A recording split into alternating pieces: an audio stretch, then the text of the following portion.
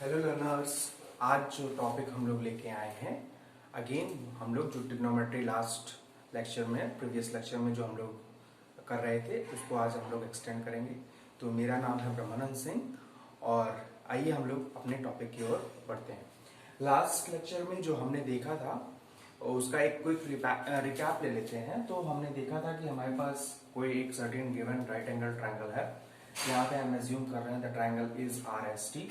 तो अगर मेरे पास ये ट्रायंगल आर एस टी है तो हमने डिस्कस किया था कि साइन ऑफ अल्फा जो होता है that is equals to the ratio of perpendicular to hypotenuse. यहाँ पे हमारे पास परपेंडिकुलर है, अल्फा एंगल के अपोजिट वाला साइड जो है दैट इज द परपेंडिकुलर। तो यहाँ पे हम देख सकते हैं दैट इज आर एस। तो perpendicular is R S and hypotenuse is R T. तो sine alpha will be equals to R S upon R T. और वहीं पे हम जानते हैं कि कोसेक अल्फा जो हमारे पास होता है that is the inverse ratio of या 1 अपॉन साइन ऑफ अल्फा। तो that is will become hypotenuse upon perpendicular and that is equals to R T upon R S. Similarly हमारे पास cos of alpha that is equals to base upon hypotenuse.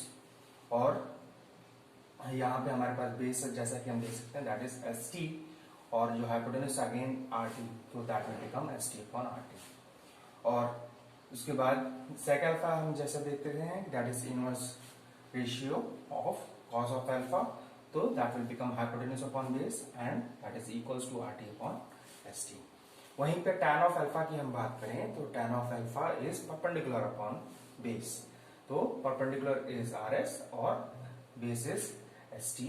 और cot of alpha is inverse of tan of alpha. तो that will become base upon perpendicular. तो ये 6 जो trigonometrical ratio थे हमने discuss किए थे। यहां से आप एक चीज और नोट कर सकते हैं कि मैं जब tan अल्फा की बात कर रहा हूं तो जब मैं रेशियो ले रहा हूं perpendicular upon hypotenuse divided by base upon hypotenuse, तो we can say that hypotenuse will cancel out and it will become perpendicular upon hypotenuse.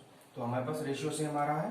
तो I can say that tan of alpha is the ratio of sin of alpha to cos of alpha। तो ये भी आपके लिए एक नया important point है कि tan of alpha is the ratio of sin of alpha to cos of alpha।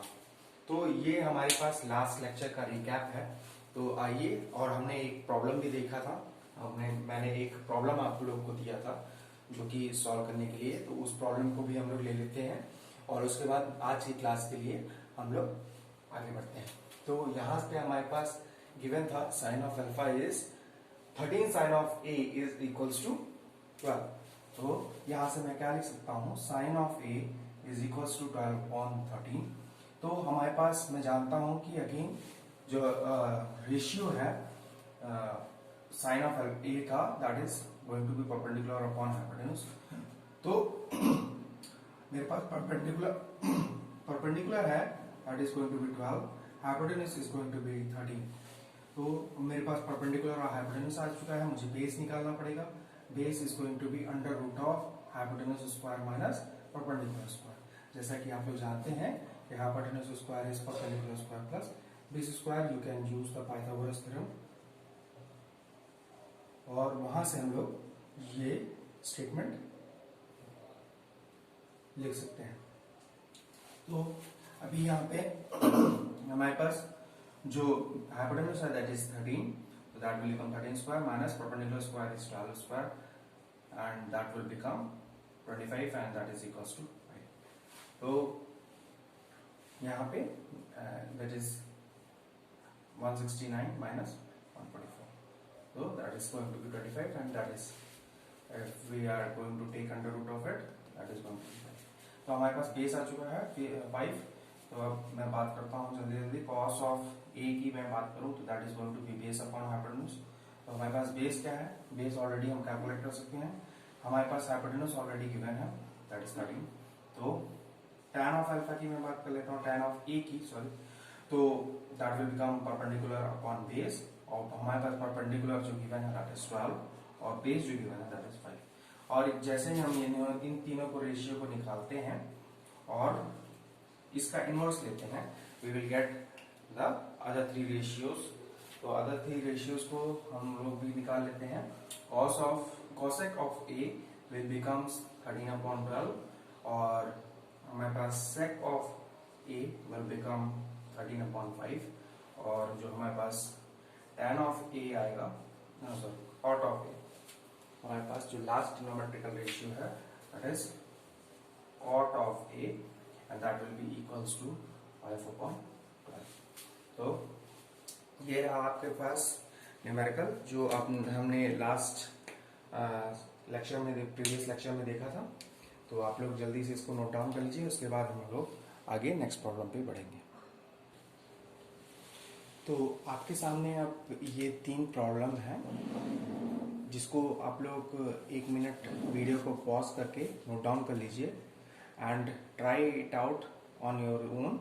अगर आप इन तीनों प्रॉब्लम्स को सॉल्व कर सकते हैं तो आपको जो नेक्स्ट प्रॉब्लम सेट है वहाँ पे से वीडियो देखना स्टार्ट करिए, अदरवाइज आप लोग फिर उसके बाद कंटिन्यू करिए।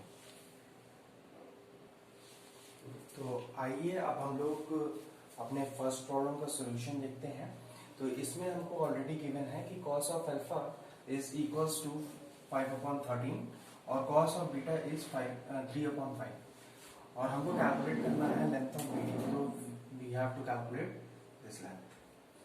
तो अभी यहाँ पे हम ट्रायंगल ABC की बात करें, इन ट्रायंगल ABC जो हमारे पास रेशियो है given cos of alpha is equals to 5/13।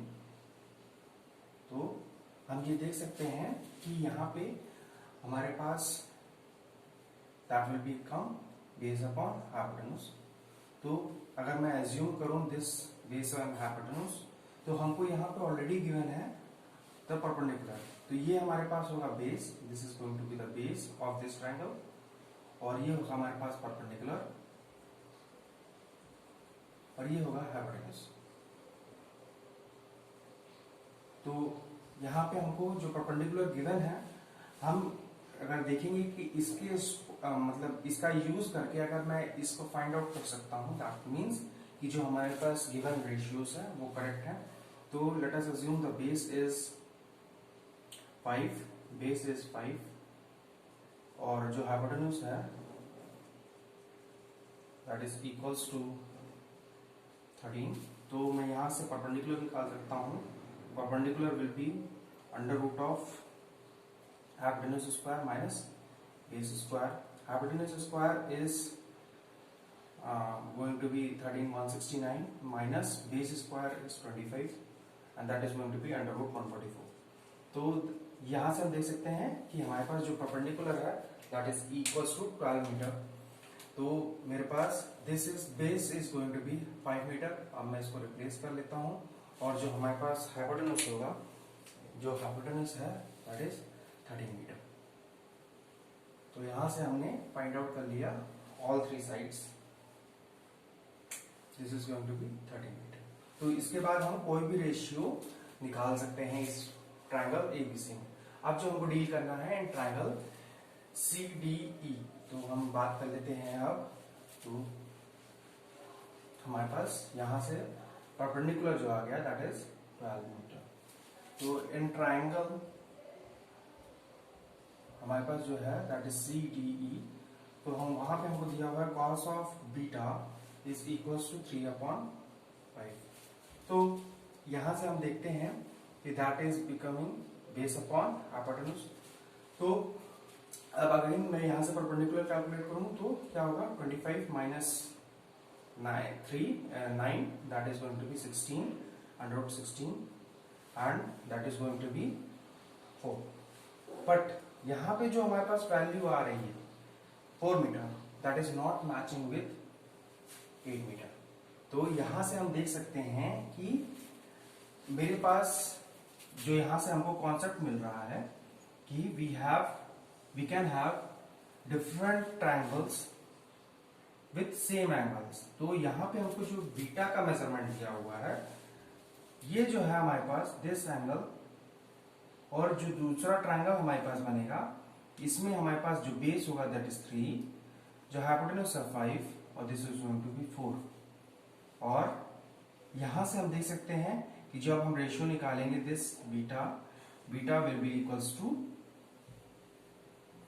Cos of, या मैं ऐसा बोलूं cos of beta will be equals to 3/5। But अभी मैं एक और ट्रायंगल बना सकता हूं जैसा कि आप लोग देख सकते हैं यहां पे, और जब हम लोग इसमें कैलकुलेट करेंगे तो जो एंगल आएगा वो कुछ, देखिए यहां पे जो है हमारा साइड लेंथ इंक्रीज कर रही है, this length is also increasing, this length is also increasing, height also increasing, but जो हमारे पास एंगल बीटा है दैट रिमेन्स कांस्टेंट। तो इस टाइप के प्रॉब्लम में हमारे पास जो एंगल है वो कांस्टेंट रहता है, this angle is going to be constant, but we can see that the size of the base, hypotenuse and the perpendicular is increasing। तो इस टाइप के प्रॉब्लम में हम लोग क्या करते हैं, we will not take directly the constant, हम क्या करेंगे इसको एक वेरिएबल बना लेंगे, और let us assume this is to be 3x और this is to be 5x। तो जब x कैंसिल होगा तो that is going to give me the same angle also beta। तो अब यहां से हम लोग देख सकते हैं कि मैं अगेन निकाल सकता हूं, perpendicular is going to be under root of 25x² minus जो हमारे पास जो बेस आएगा दैट इज 9x², और जब ये मैं कैलकुलेट करूंगा दैट बिकम्स 4x। और जहां से हम देख सकते हैं कि हमारे पास परपेंडिकुलर ऑलरेडी गिवन है 8 मीटर, तो I can put it down, this is our first equation. और हम लोग देख लेते हैं इसके बाद कि हमारे पास जो given perpendicular is equals to 8 meter, therefore 4 of x is equals to 8 meter, this implies x is equals to 2। तो यहाँ पे अब मेरे पास x आ चुका है 2, तो मैं कैलकुलेट कर सकता हूँ जो हमारे पास साइड्स हैं, तो मेरे पास बेस जो होगा that will be equals to 3x and that is equals to 6 meter, वहीं पे जो हमारे पास हाइपोटेनस होगा that is equals to 5x and that is equals to 10 meter, और जो हमारे पास परपेंडिकुलर होगा वो ऑलरेडी हम कैलकुलेट कर चुके हैं, दैट इज, या हमको ऑलरेडी गिवन है that is 8 metre, this is going to be 6 metre, this is going to be 10 metre. अब इस गिवन प्रॉब्लम में हमको length of BD find out करना था, so you can see that is going to be 11 meter। So you can just pause the video and note it down and we will move to the next problem। तो आपके सामने अब ये जो next problem है इसको आइए हम लोग सॉल्व करते हैं। तो इसमें हमको ऑलरेडी गिवन है कि जो हमारे पास AB है that is 8 units, BC is 17 units, तो हमको सबसे पहले फाइंड आउट करना पड़ेगा AC। तो AC यहाँ से हम लोग निकाल सकते हैं, तो that will become AC is going to be under root of BC square minus AB square using Pythagoras theorem।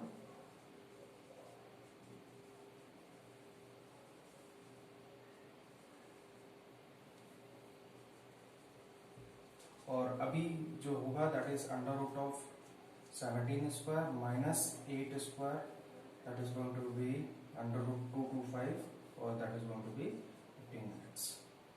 तो अब हमारे पास तीनों साइड्स आ चुके हैं, this is 15 unit, this is 8 unit, और ये जो हमारे पास है दैट इज 17 यूनिट। तो अब नेक्स्ट हम लोग कैलकुलेट करना शुरू करते हैं। सबसे पहले जो हमको कैलकुलेट करना है फर्स्ट पार्ट में that is cos of B. तो कॉस ऑफ बी को देख लेते हैं। पहला जो हमारे पास कॉस ऑफ बी है that is going to be base upon hypotenuse. तो यहाँ पे जो एंगल कंसिडर करना है that is angle going to be B. तो इसको कंसिडर करते हुए जो हमारा बेस होगा दैट विल बी 8 यूनिट्स और जो हमारे पास हाइपोटेन्यूज होगा दैट इज 17 यूनिट्स। जैसा कि हम लोग ने पहले ही बात की थी कि जो एंगल हम कंसिडर करेंगे, जैसे हमने बी कंसिडर किया है यहाँ पे, तो जो उसके अपोजिट वाला साइड होगा that will be the perpendicular, और जो उस एंगल से जो दो लगे हुए साइड होंगे, एक साइड जो छोटा साइड होगा, जो स्मॉलर साइड होगा that will be the base, जो लार्जर साइड होगा दैट विल बी हाइपोटेन्यूज। तो यहाँ से हमारे पास cos ऑफ बी आ जाएगा, that is going to be that will be equals to 8/17। जो सेकंड हमको फाइंड करना है that is tan of c। तो tan ऑफ c, अब यहाँ पे हमको कंसिडर करना है this angle is to be considered. तो जब c एंगल को कंसिडर करेंगे तो this will be the perpendicular और this will be the base, और ये होगा हमारे पास हाइपोटेन्यूज। तो c एंगल को जैसे ही हम कंसिडर करेंगे, अभी तो हमको जो कंसिडर करना है दिस इज सेकंड पार्ट में द एंगल c। तो जैसे ही एंगल c हम कंसिडर करेंगे तो हमारे पास AB will become the perpendicular और AC will become the base, और BC हमारे पास अगेन हाइपोटेन्यूज ही रहेगा। तो depending upon the angle we are taking, हमारे पास जो परपेंडिकुलर है और जो बेस है that is going to change. तो एक देख लेते हैं, जैसा कि हम लोग हमारे पास गिवन है, अगर मैं B की बात कर रहा हूं, if I am talking of angle B, then हमारे पास AB जो होगा that will be the base, और AC जो होगा that will be the perpendicular. When we are talking of angle C, तो हमारे पास जो साइड होगा AC that will become the base, और जो हमारे पास साइड होगा AB that will become the perpendicular। तो ये दोनों चीजें, ये दोनों कॉन्सेप्ट आपको पता होना चाहिए कि depending upon the angle our base and the perpendicular is going to change. तो आते हैं हम अपने प्रॉब्लम पे। तो हमको फाइंड करना है tan ऑफ C। तो tan of C is going to be the perpendicular upon the base, that is going to be perpendicular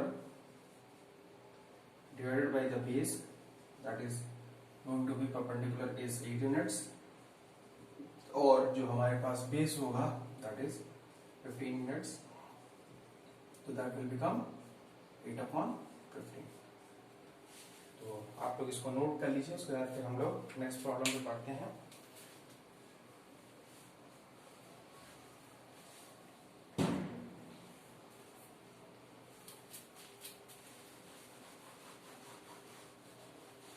हमारे पास जो नेक्स्ट स्टेटमेंट है, जो हमारे पास नेक्स्ट प्रॉब्लम है, इसमें थर्ड प्रॉब्लम में हमको देखना है कि sine square B plus cos square B. तो यहाँ पे साइन स्क्वायर बी, इस एंगल को, अब हमको सी एंगल की बात नहीं करनी है, हमको बात करनी है बी एंगल की। तो this will be the base, B angle जैसे ही मैं कंसिडर करूंगा A B will be the base, और जो ए सी है हमारा वो परपेंडिकुलर होगा, again B C is the hypotenuse. तो सबसे पहले साइन बी निकाल लेते हैं। Sine B is going to be the perpendicular upon hypotenuse, that is going to be 15/17 sine B. सबसे पहले हम लोग कैलकुलेट कर लेते हैं। Sine B is going to be 15/17, और कॉस बी की हम लोग क्या बात ऑलरेडी कर चुके हैं, कॉस बी इज 8/7। अभी यहाँ पे हम लोग देख सकते हैं कि यहाँ पे हमारे पास एक स्क्वायर है, साइन स्क्वायर ऑफ बी। तो बेसिकली हमारे पास होता क्या है, साइन बी का होल स्क्वायर। अब देखते हैं हम लोग, जो हमारे पास ये जो फंक्शन है B, that is included in sine. तो जब हम लोग इसका होल स्क्वायर लेते हैं तो we can write it as sine square B, क्योंकि जो हमारे पास एंगल है वो साइन के अंदर ही है। तो हम साइन का स्क्वायर जब ले रहे हैं, होल स्क्वायर जब ले रहे हैं, दैट मीन्स कि हम साइन का स्क्वायर ले रहे हैं। अगर हमको इंडिपेंडेंटली लिखना होगा कि एंगल का स्क्वायर हम ले रहे हैं, तो हम उसको लिखेंगे साइन बी स्क्वायर। तो ये कभी मत देखिएगा, ये this is sine square of B, इन दोनों में बहुत डिफरेंस है। ये सेकंड स्टेटमेंट और दिस इज फर्स्ट स्टेटमेंट, दोनों ही स्टेटमेंट में बहुत डिफरेंस है। साइन स्क्वायर बी का whole square is sine square of B. और यहाँ पे वो क्या रहा है कि हम जो एंगल है उसका स्क्वायर ले रहे हैं। तो अब यहाँ इसी को देखते हुए हम लोग आगे सॉल्व करते हैं कि आप लोग को बस एक स्टेटमेंट याद रखना है कि हमारे पास sine square of B is equals to sine B is, मैं इसको ऊपर लिख देता हूं, साइन बी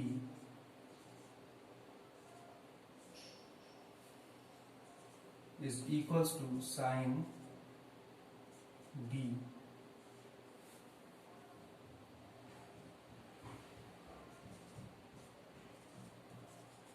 होल स्क्वायर। तो अभी देखते हैं, हमारे पास साइन बी ऑलरेडी है, तो 15/17 का whole square plus cos of B 8/17 whole square. तो यहां से मैं देख सकता हूं कि that will become 15 square upon 17 square plus 8 square upon 17 square. 17 square you can take common, और जैसा कि हम लोग देख सकते हैं that will become 15 square plus 8 square upon 17 square and that will become 1।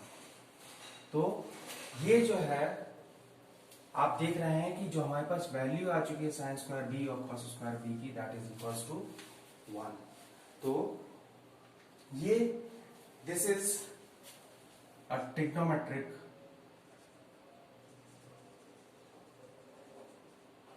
Identity, इसको आप लोग नोट डाउन कर लीजिए। इसकी बात हम लोग को आगे अभी फर्दर लेक्चर्स में करनी है। तो अभी से ही आपको ये क्लियर होना चाहिए कि sine square B plus cos square B is equals to 1। तो sine square B plus cos square B is equals to 1 यहाँ पे, और इसको जनरली हम लिख सकते हैं sine square of alpha plus cos square of alpha is equals to 1। This is a trigonometrical identity. तो आइए अब हम लोग थर्ड प्रॉब्लम पे पढ़ते हैं। हमारे पास जो फोर्थ प्रॉब्लम बच रखी है तो इसकी बात कर लेते हैं हम लोग। तो ये रहा हमारे पास फोर्थ प्रॉब्लम। इससे पहले हम लोग ऑल 3 प्रॉब्लम सॉल्व कर चुके हैं। अब हमको चाहिए साइन बी। तो साइन बी आप जैसा देख सकते हैं that is going to be 15/17। ये हमारे पास परपेंडिकुलर होगा, ये हाइपोटेनस होगा। Cos C, cos of C, जब हम सी एंगल कंसीडर करेंगे तो 15 is going to be our base. तो cos of C is 15 divided by जो हमारे पास हाइपोटेनस होगा that is going to be 17 plus cos of B. Cos of B is 8/17 into जो हमारे पास गिवन एंगल है that is sine of C. Sine of C is again going to be 8/17, so again it is going to be 1. You can calculate it.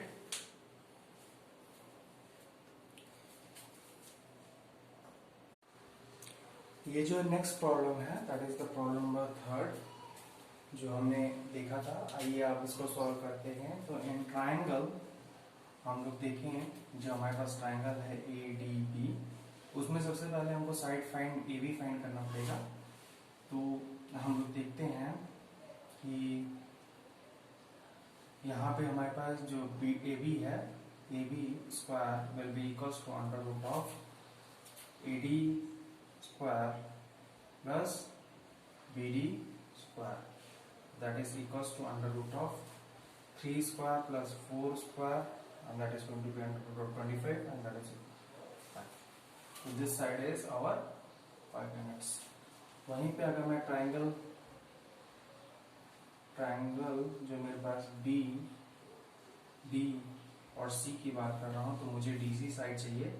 तो DC side will be equals to under root of जो ये BC है that is the hypotenuse, तो 12 square minus perpendicular जो है हमारे पास that is 4 B D 4 square that is going to be under root of 144 minus 16 and that is going to be under root of 128 128 को मैं लिख सकता हूँ अंडर रूट ऑफ 64 इंटू 2 और that will become under root of 8 under root 2। तो ये जो हमारे पास साइड हो जाएगा that will become 8 under root of.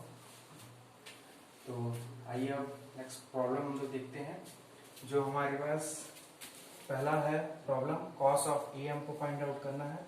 Cos of A, this is hour angle A. तो हमारे पास जो इस ट्राइंगल में होगा, मैं बात करूं कि जो हमारे पास ए डी है that is the base, that will become the base, और जो हाइपोटेन्यूज है दैट इज ए बी।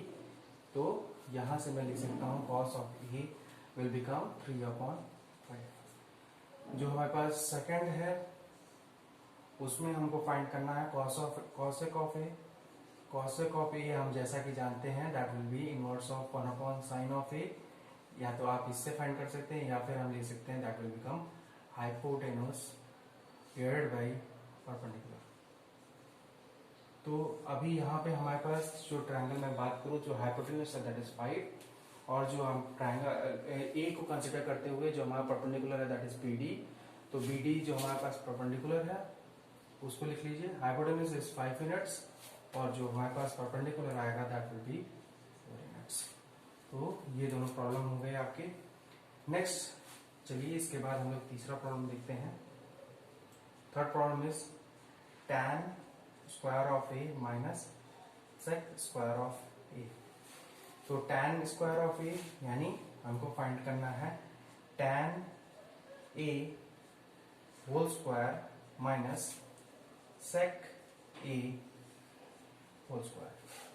तो अभी यहां से ट्रायंगल, जब हम लोग triangle A B D consider कर रहे हैं, तो वहां से अगर मैं tan a फाइंड करूं तो tan a is going to be perpendicular upon base.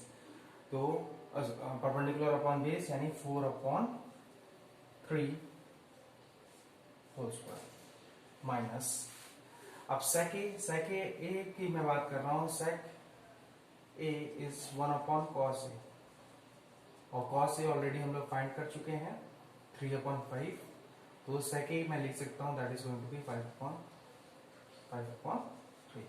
तो यहां से मैं लिख सकता हूं दिस इज 5/3 होल स्क्वायर।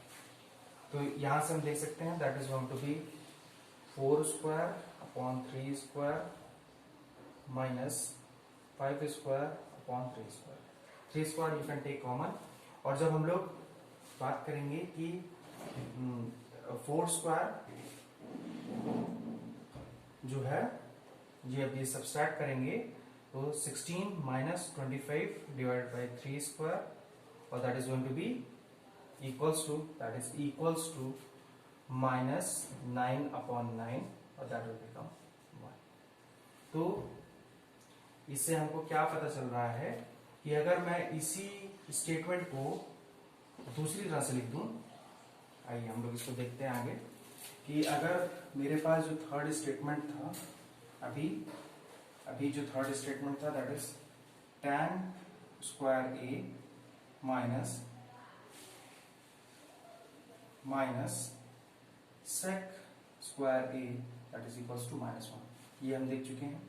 अगर मैं इस माइनस को इस साइड ले आऊं, I multiply both LHS and RHS with -1, तो ये क्या हो जाएगा tan square A minus sec square A is equals to -1 into -1, जैसा कि आप लोग जानते हैं। तो मैं इसको लिख सकता हूं sec square A minus tan square A is equals to 1। तो इससे पहले वाले प्रॉब्लम में हमने देखा कि sin square of alpha plus cos square of alpha, sin square of alpha plus cos square of alpha for any right angle triangle is going to be 1। तो similar way में हमारे पास जो सेकंड ट्रिग्नोमेट्रिक आइडेंटिटी आती है that is sec square alpha, मैं लिख सकता हूं sec square alpha minus tan square alpha that will be equals to 1। तो ये हमारे पास सेकंड ट्रिग्नोमेट्रिक आइडेंटिटी है। और उसके बाद आइए हम लोग चलते हैं नेक्स्ट प्रॉब्लम पे। नेक्स्ट प्रॉब्लम में हम लोग को देखना है, हम लोग को फाइंड आउट करना है सेक ऑफ, जो हमारे पास जो फोर्थ प्रॉब्लम है दैट इज सेक सी। तो यहाँ पे हमारे पास this is the C angle और सेक फाइंड करना है, that will be inverse of cos C. Cos C की मैं बात करूं तो this side D C, cos C is basically side DC upon BC. DC is 8 under root 2 divided by BC is 12. तो मैं इसको कैंसिल आउट कर सकता हूँ, that will become 2 under root 2 upon 3. तो यहां से sec C मैं लिख सकता हूँ, sec C will become 3 upon under 2 under root. आइए अब पांचवा प्रॉब्लम देखते हैं, that is cot square C, cot square C minus 1 upon sine square C, ये फाइंड आउट करना है। तो जैसा कि मैं जानता हूं, since cosec of alpha is equals to 1 upon sine of alpha, तो मैं क्या कर रहा हूं, मेरे पास जो ये साइन सी था इसको मैं कन्वर्ट कर ले रहा हूं, cot of C minus cosec square C. ये बेसिकली हमारे पास प्रॉब्लम है जिसको हम लोग को सॉल्व करना है। तो आइए इसको सॉल्व करते हैं हम लोग। तो यहां से मैं देख सकता हूं cot square C minus cosec square C, ये हमको फाइंड आउट करना है। तो सबसे पहले cot is inverse of tan, यानी कि अगर मैं कॉट की बात कर रहा हूं that will become base upon perpendicular का whole square minus cosec is 1 upon sine यानी हाइपोटेन्यूज अपॉन परपेंडिकुलर का होल स्क्वायर।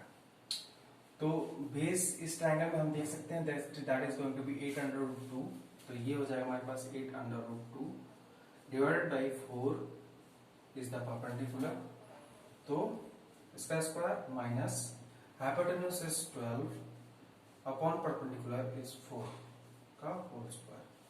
तो आइए इसको सॉल्व करते हैं। तो दैट विल बिकम 4 two 8, 2 under root 2 whole square minus 4 3 12 3 whole square.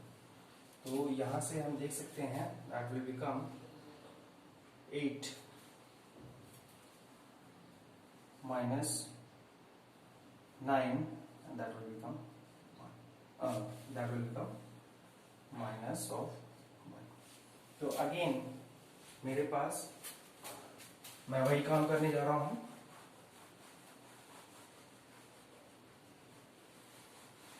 मेरे पास जो आया है cot square C minus cosec square C that is equals to minus of 1।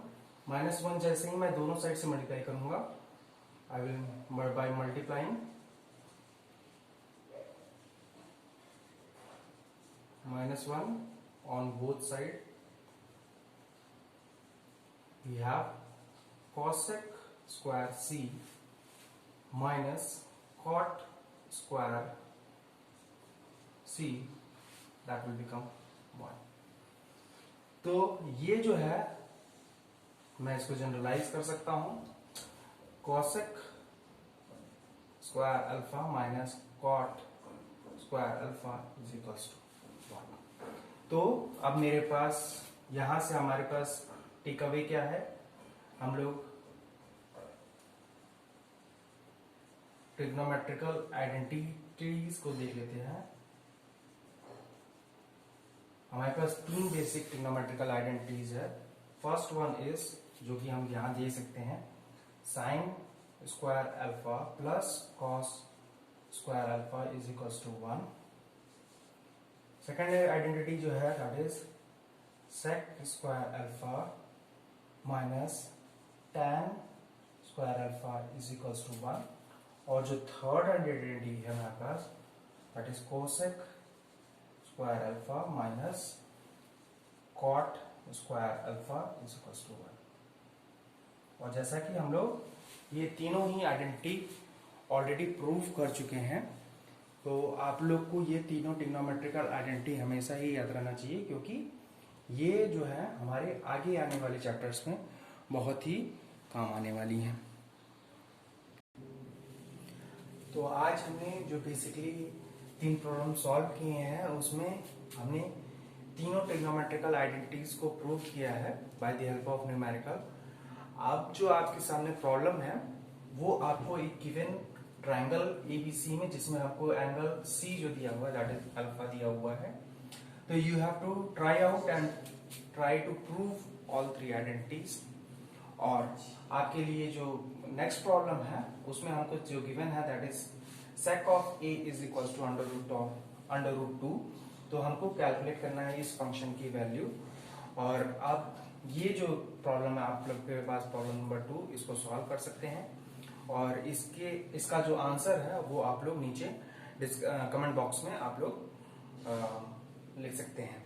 तो आज का हम लोग जो लेक्चर है वो कंक्लूड करते हैं, और जो आपके लिए आज का सबसे इम्पोर्टेंट जो फैक्टर है जो आपने सीखा है दैट इज ट्रिग्नोमेट्रिकल आइडेंटिटीज, और जिसका प्रूफ आप लोग कर सकते हैं, you can try it out. और इसके बाद फिर हम लोग नेक्स्ट लेक्चर में मिलेंगे कुछ नए प्रॉब्लम्स के साथ में, और हम लोग कुछ और लर्निंग करने की कोशिश करेंगे।